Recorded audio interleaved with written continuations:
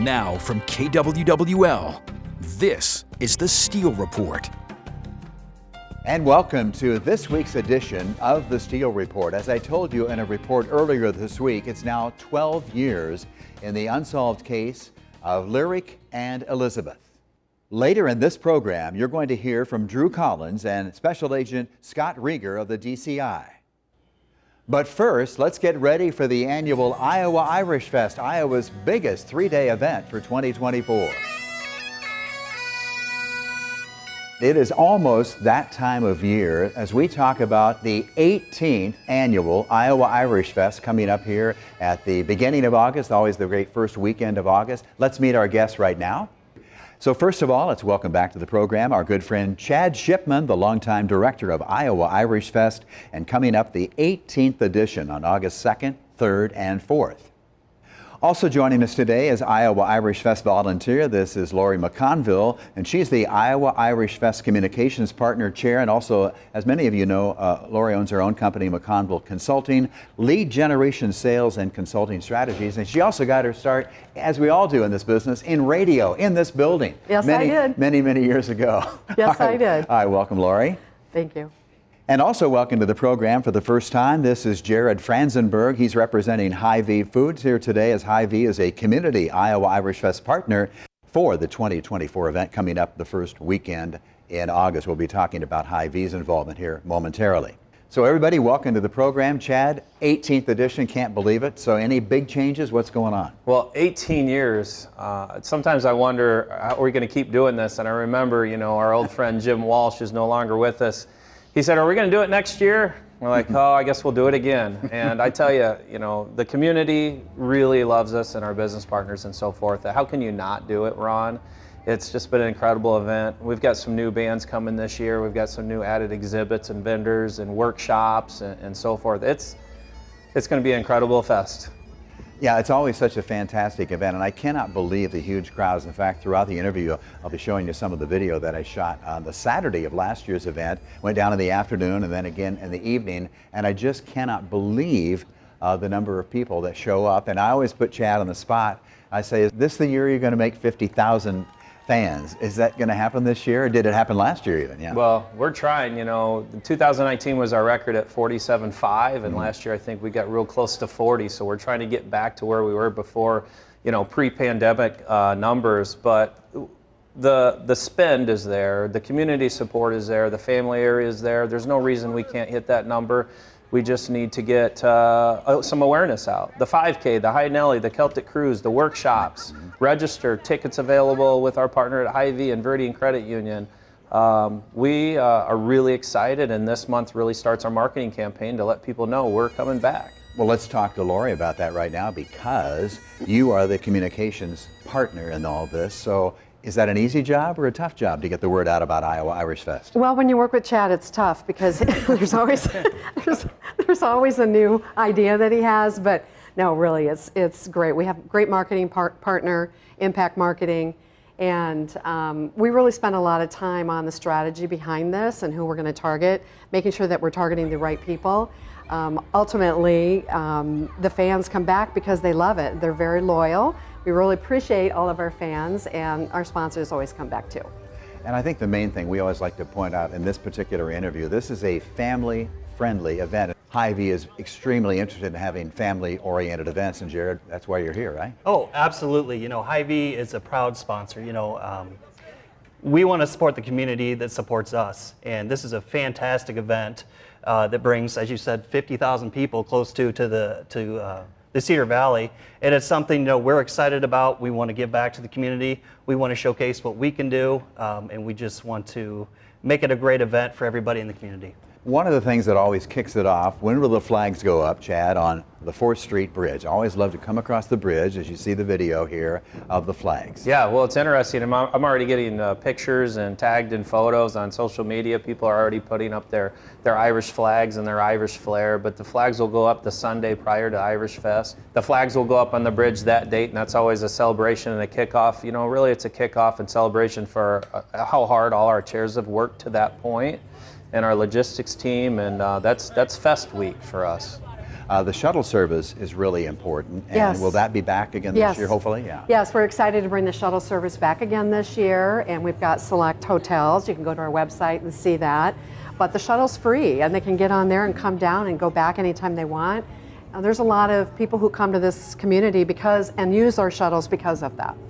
And Jared, I want to get back to you as being this kind of a family-oriented event. You have young kids. Do they enjoy that? In fact, you were mentioning about the blacksmith, because I was always impressed with the blacksmiths that take part in the Iowa Irish Fest. Tell me a story about yours. Yeah, absolutely. I mean, I can remember just walking in, Ron, and my kids, they saw the guy banging on the iron or whatever it is, and they went up there and he made them a magic wand, and they still have them now. It was a fantastic event. They had tons of fun.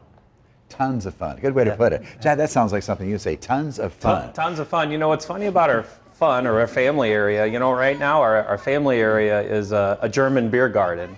That's Anton's beer garden. And we convert that whole area, for the adults too, we convert that area into the Irish Fest family area. And with partners like Guernsey and Viridian and so forth, and Mercy One, who have invested into our event to have an entire area. I remember, Ron, growing up, I always remember with my parents, sometimes it's hard enough for families to just take their kids to, say, Cattle Congress or to the fair or these festivals. It's expensive. What's great is kids 15 and under with an adult, with a parent, or with an adult get in for free.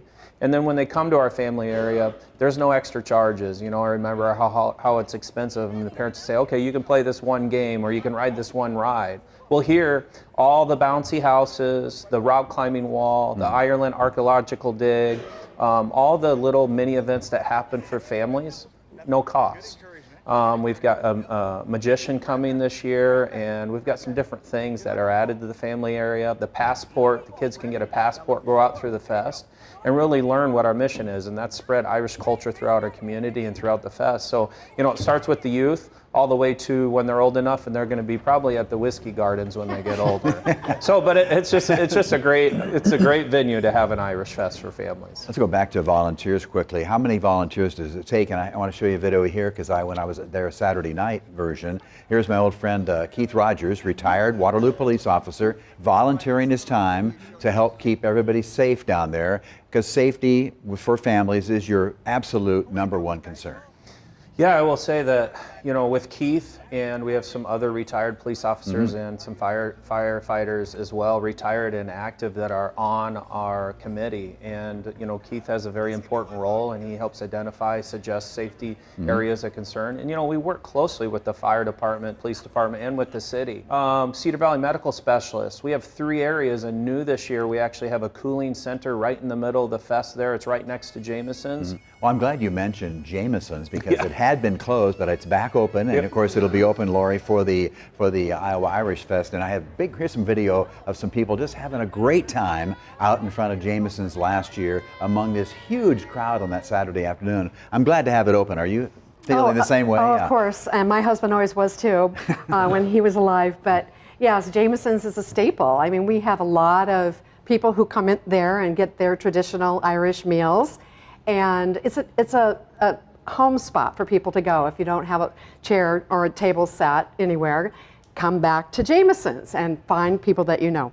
Well, I want to go back to what you just said. Your late husband, Marty, and Yes. you were actually the Mr. and Mrs. Irish Fest. We were King and Queen. King and Queen, We yeah. were King and Queen in 2018. You still are queen. And, oh, thank you. And Marty was so proud to wear his crown, and I was too, but he was really ill in 2018, and he actually, I don't want to get emotional, but he came back to the fest, made it to the fest, and got interviewed by KWWL. So we were really happy for that, because he was so proud of his crown. But, it's a very special event. We couldn't do it without volunteers.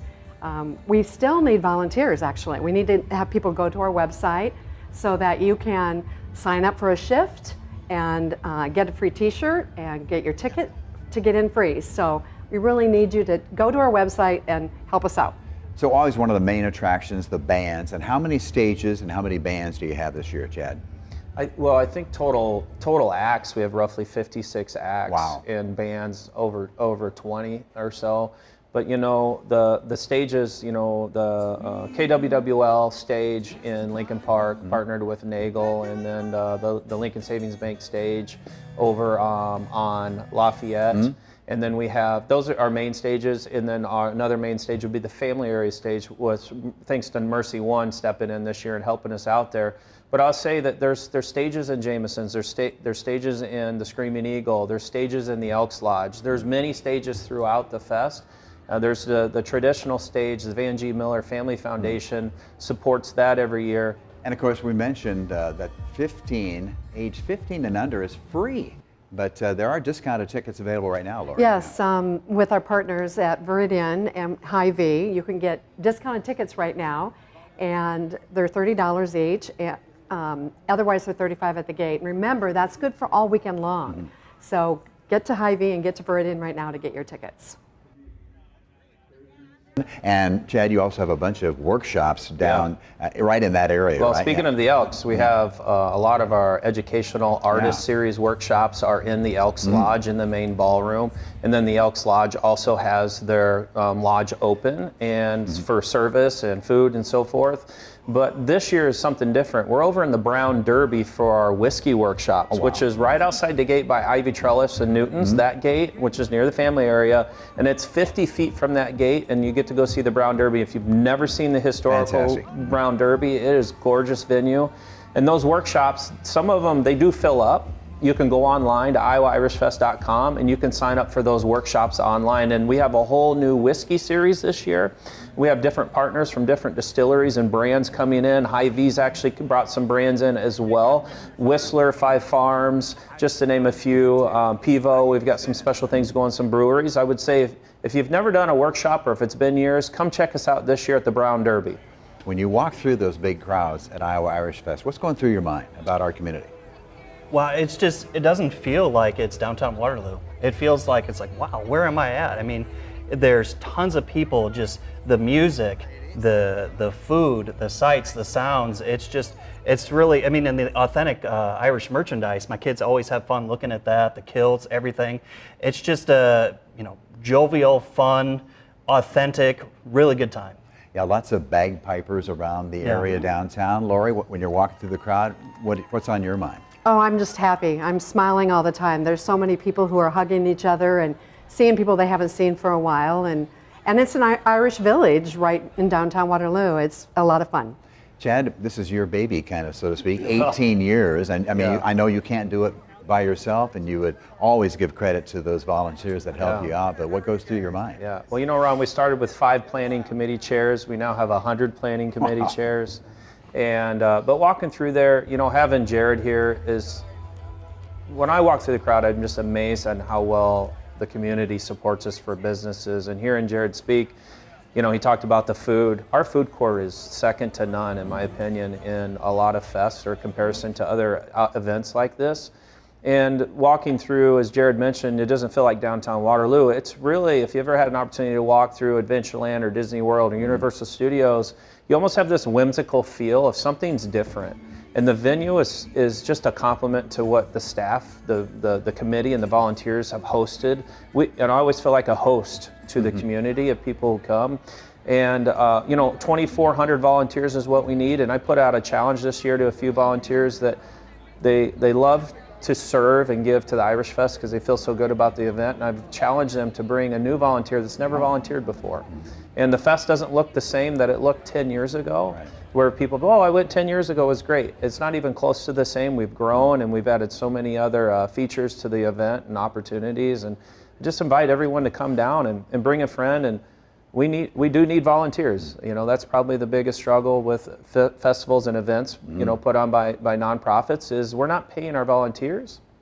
They get a really nice volunteer t-shirt, they get a couple drink tokens, and there's some other benefits they get in. They don't have to pay all weekend long, so they get in as well.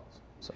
And also, I want to show you some video here of the Heroes area. We've had Kelly, of course, on the show before to talk about that Heroes area. Is that back again this year? We hope it's so anyway, yeah. The Heroes area is back, and it's back better than ever. The foundation that was built with Trent and Kelly is incredible, but this year we've actually partnered up with Ruck, Iowa. And Ruck, Iowa is coming in as our host for the Heroes area. And they have a very strong military organization of disabled and also retired military and veterans. But they've got some new stuff happening over there, and I would just say come check it out because they're going to do some added elements, and they're really excited to partner with the Irish Fest. Well, it's got to mean something to you. You're retired United States Marine Corps, Yeah. if I remember correctly. So, Well, not retired. I'm a veteran, but yeah, thank you. Yeah, no, I spent some 8 years in the Marine Corps. Very proud of that, and that's part of the reason why. Also, we have the Heroes area. We saw a Heroes area or military area in other fests, and we thought, why aren't we doing this? Yeah. And that area, you know, for this year. Is where first responders, police, fire, and military veterans. If you show your proof of service at the gate, then you would get in at no cost. You know, you've earned it. So yeah. So what are the couple of areas that you really need more participants right now? I think you mentioned them earlier, including the 5K. Yeah. Well, Lori, you want to take that one? Sure. We need the High Nelly, and the Shamrock Run and Fun, and the Celtic Cruise. We need participants, we have room, we have openings, and they can go to the website and they can complete their form and get signed up. And Chad, you wanted to add? Yeah, I mean, as the 5K, you know, this is the first year in several years that we actually will have a true 5K. So there's been some, you know, construction changes and some advances in what's happening in the community. But really, you know, when you look at our event, the 5K and the High Nelly is inexpensive to enter, but it's a lot of fun. Bring your family, you can walk it. We've got a family ride. And those type of events help fund our budget for the following years. And you know, we've had upwards of 700 people on the 5K, and if we get up to those numbers again, we can really afford to bring in some larger bands. But it's just a lot of fun. Come out early. I think some of those events offer free beverages afterwards, and then the Celtic Cruise on Sunday. You leave at Silver Eagle Harley Davidson. They do some rides throughout the area, and they come in Sunday at 2:30, and the fans get to walk around and see all those bikes run. It's a neat deal. And I always want to bring up the Mass on Sunday morning. The Mass is from 10 to 11, and you know, it's funny, Ron, after I think it's the largest outdoor Mass in Iowa regularly that we've had. I think I've seen upwards of 2,300 people there. But right after the Mass, it's amazing. The beer tent's open and the Bloody Mary tent's open. All of a sudden, there's this massive line for Bloody Marys right after the Mass. It's just the oddest thing, Ron. And Jared, thanks again for being on the program. This is your first time on the Steel Report. We appreciate that, and we appreciate absolutely, Ron. Hy-Vee Thank you for having me. Hy-Vee sponsorship. Yeah, All right. like she said, stop into your local Hy-Vees, get your discounted tickets. You're going to be there anyways. Right? That's right. All right, that's it for this segment. Yeah. More on the Steel Report coming up in just a moment.